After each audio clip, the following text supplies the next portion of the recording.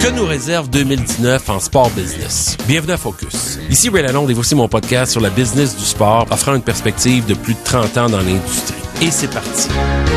Je vais faire un tour d'horizon avec vous des grands enjeux dans le sport en 2019. On est rendu le 10 janvier, mais il y a des éléments qui vont former l'actualité dans le sport cette année, puis je voulais partager ça avec vous.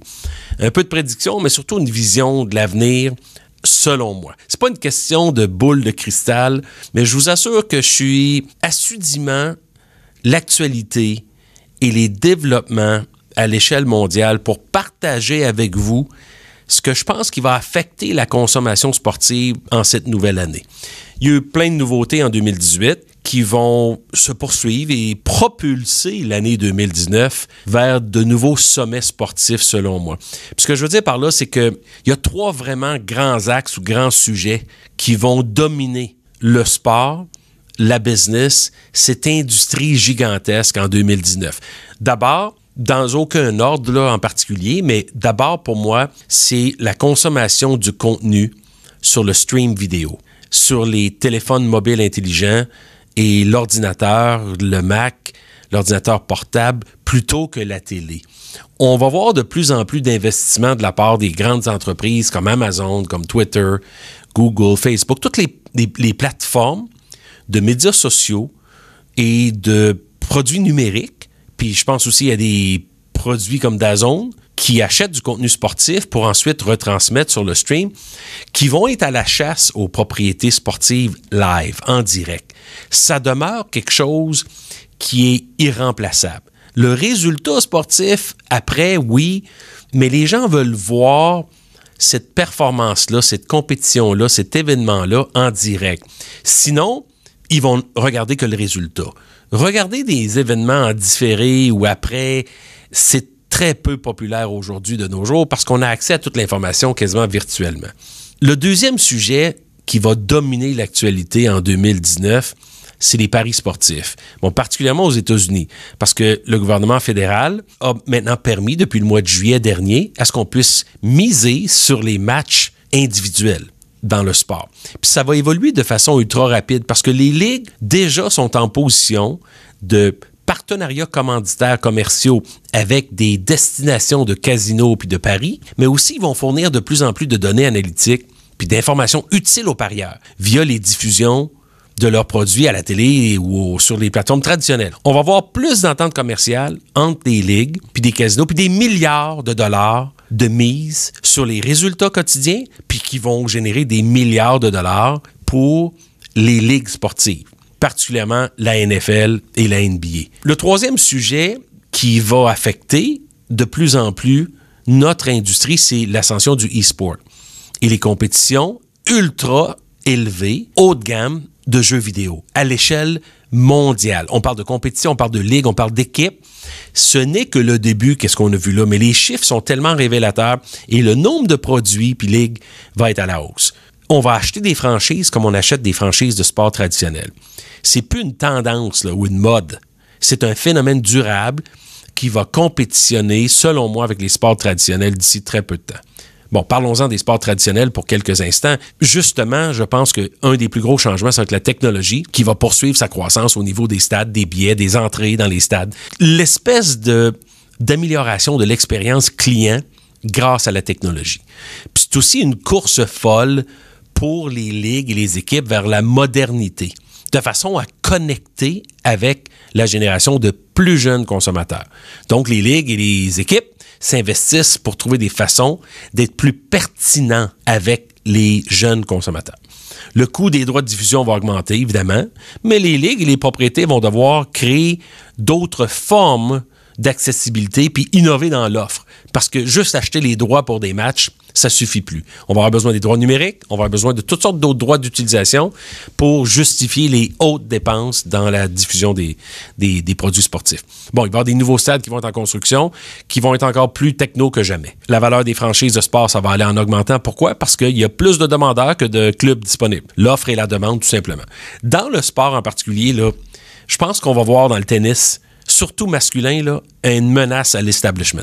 Je pense que le Big 3 là, de Nadal, Federer, Djokovic va être menacé en 2019. Je pense que du côté féminin, c'est déjà une compétition ultra ouverte.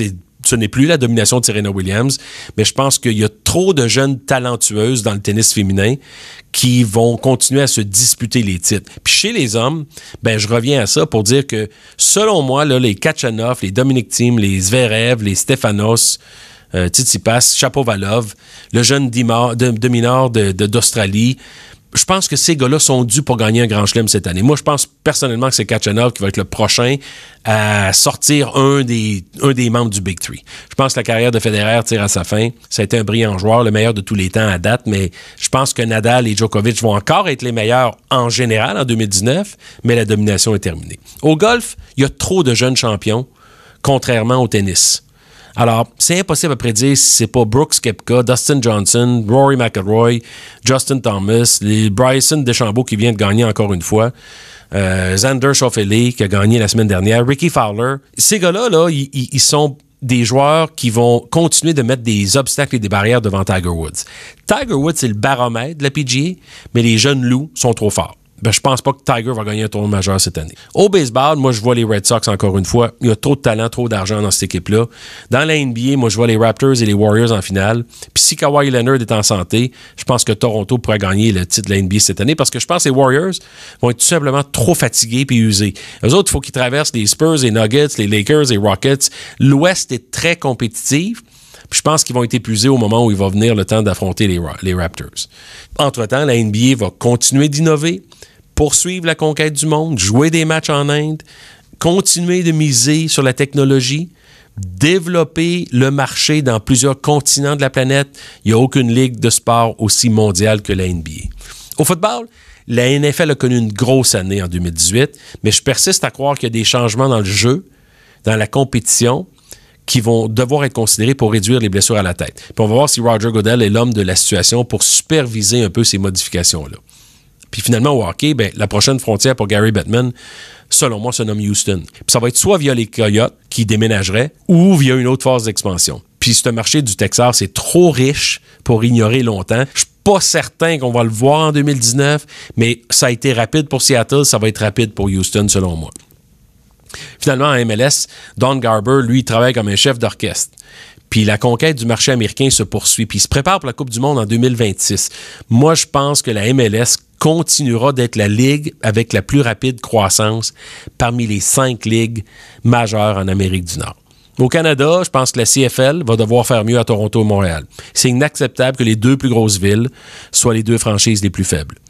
Puis avec l'arrivée de la AAF, là, Alliance of American Football, ce printemps, puis la XFL en 2020, ça va être difficile pour la CFL de garder les meilleurs joueurs et de s'établir comme un produit de qualité parce qu'il y a trop de football maintenant, puis je pense que la ligue qui va écoper, ça va être la CFL. Finalement, sur le marché mondial, la F1 va devoir commencer à montrer des résultats de la nouvelle acquisition de Liberty Media, puis je pense que c'est cette année qu'on devrait voir des choses arriver. Lance Stroll va être testé avec Force India. Je pense, puis j'espère qu'il va y avoir plus de diversité parce que la domination de Hamilton d'abord et Vettel par la suite, c'est comme on voit pas assez de diversité puis de gagnants différents. La F1 a besoin de plus de compétition puis de parité, comme c'est le cas au golf. Malheureusement, c'est pas le cas en F1 pour le moment. Au soccer mondial, on a vu ce que la Ligue d'Espagnol a décidé de faire, c'est-à-dire jouer des matchs aux États-Unis annuellement. Ça, c'est une opportunité pour le marché mondial de soccer de prendre part et de prendre possession d'une partie du marché américain. Parce que c'est une belle opportunité pour les étoiles mondiales. Surtout que la Coupe du Monde arrive ici en 2026. À la boxe, HBO est plus là. DAZN a pris possession de l'entente avec Canelo Alvarez. Le diffuseur par excellence pour la boxe en 2019 et pour les années à venir, c'est DAZN. Alors, si on veut voir de la boxe de qualité, il faut s'abonner à DAZN. UFC, ce qu'ils ont comme problème, c'est le développement de nouvelles étoiles. Les carrières sont trop courtes. C'est un sport de vedettes, puis de stars, puis d'individus, comme Conor McGregor, comme John Jones, comme Georges Saint-Pierre l'était. Le problème, c'est que le métier est trop dur, puis on doit cultiver rapidement de nouvelles attractions. Je termine en disant que le monde olympique, ça m'inquiète beaucoup. Je pense qu'il manque de transparence. Les membres du comité olympique doivent s'aligner vers plus de générosité avec les villes, plus de facilité à accueillir les Jeux. Puis, on doit surtout punir les tricheurs de façon plus radicale. Je n'ai pas été impressionné par ce qui s'est passé avec le dossier des athlètes russes et la direction et le fait qu'ils aient pu revenir aussi rapidement dans plusieurs des cas. En conclusion, je reviens sur la direction d'avenir du sport. Je pense que le sport suit la vie de tous les jours puis que le progrès technologique va nous forcer à consommer différemment.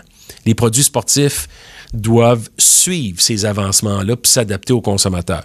Ça va être une année fabuleuse pour les fans de sport. J'ai aucun doute. Le sport nous fait triper, le sport nous dynamise, nous endiable, puis je pense que ça va être une année extraordinaire. Puis je vous souhaite tous une année de succès avec vos clubs et vos athlètes préférés, en particulier les clubs de Montréal, bien entendu. Et je vous remercie de suivre les podcasts Focus. On a une grosse année devant nous. Merci encore d'être au rendez-vous. Suivez-moi sur Twitter, @RealRayLalonde, partagez le podcast avec vos amis et collègues, puis redirigez-les vers SoundCloud ou YouTube. Merci encore d'avoir écouté. Ici Ray Lalonde. À très bientôt.